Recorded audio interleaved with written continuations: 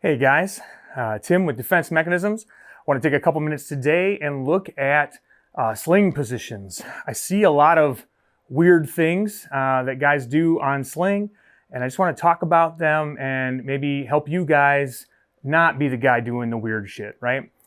So first thing, front sling, and you'll see that I'm started in a necklace position.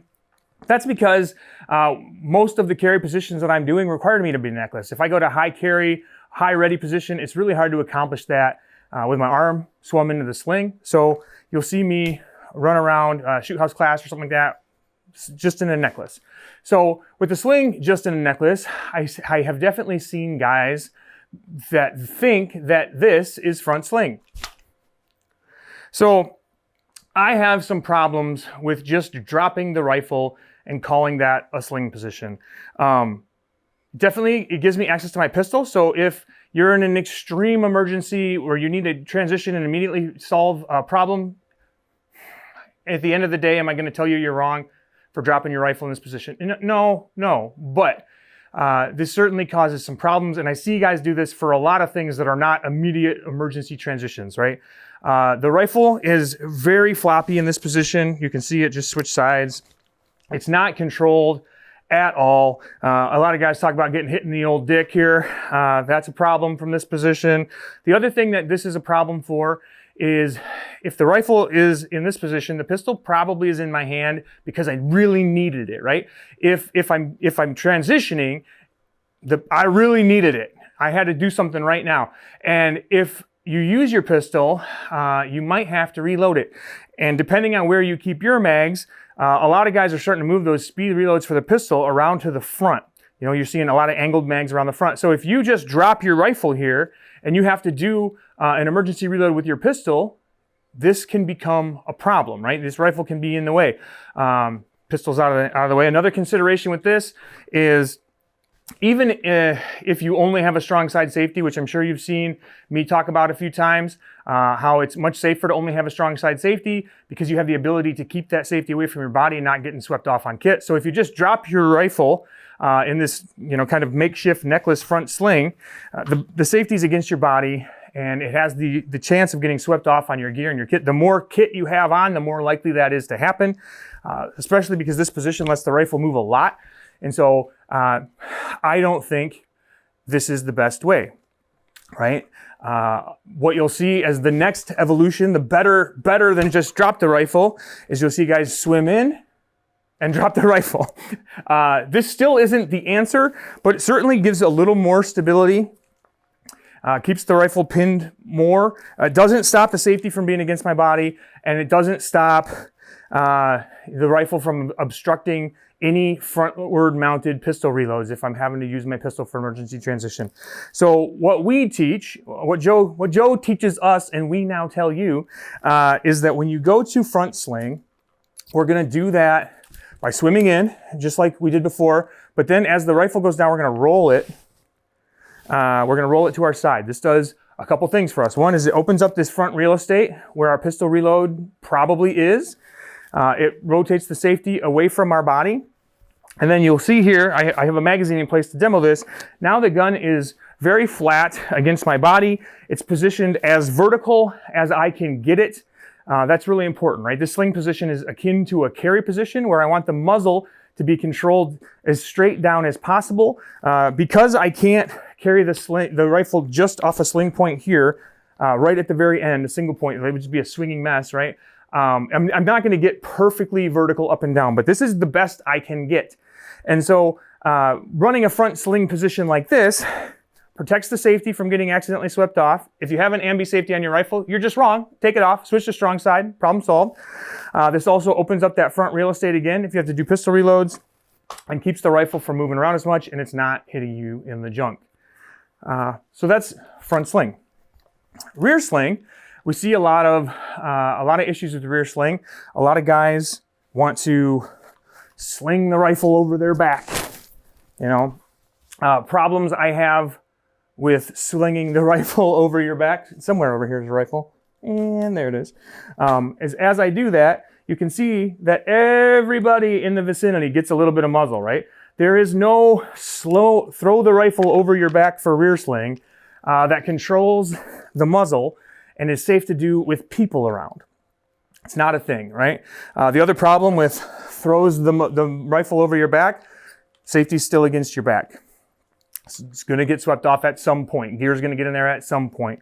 And now that round is going to go off, not into the dirt, but into space near your ear, right? So I'm definitely not a fan of throw the rifle over your back. That's not a thing. So the next thing that we'll see, a little better than that, is guys will take the rifle and they'll spin it around to their back. I like this much better. They controlled the muzzle much better. You know, you might have to make a special attempt once it's on your back to get it around behind your pistol so you have access to a pistol if you need it. This is a lot better. It's a lot better. The problem that still exists here is the safety's still against my back and can still get swept off by my kit. Still a problem, right? So what Joe has taught us, and I will teach you, is that as we go to rear sling, we want to control the rifle. I'm going to take my support hand to the mag well, my strong hand to the handguard, and I'm going to roll the rifle as I move it to my back. I'm going to clear any pistols or breaching tools or anything that I have here. So now the safety's rotated away from my body. I can't sweep it off. My muzzle is controlled as vertical as I can possibly get it.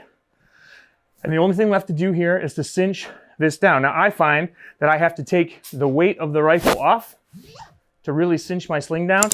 Hey guys, Future Tim here. I interrupt this video for two reasons. The first reason is, what I just showed you on how to tighten the rear sling, how to tighten the rear sling up by holding the rifle isn't wrong. There's a better way. 2 days after I filmed this video, I went to a class and my buddy Lee Rose showed me how he holds the rifle for rear sling, and it's so much better. Turns out Joe has been teaching it this way for the entire 6 years that I've been training in Alliance, and I just never noticed. So let me just show you a better way to tighten the rifle when it's on your back for rear sling. So same, we go to rear sling, but then instead of reaching back here to lift the rifle like I did before, you just pull on the sling. My guess is half of you guys picked this up when I was doing it wrong the first time, but it wouldn't be a good video if I didn't show you the right way to do it.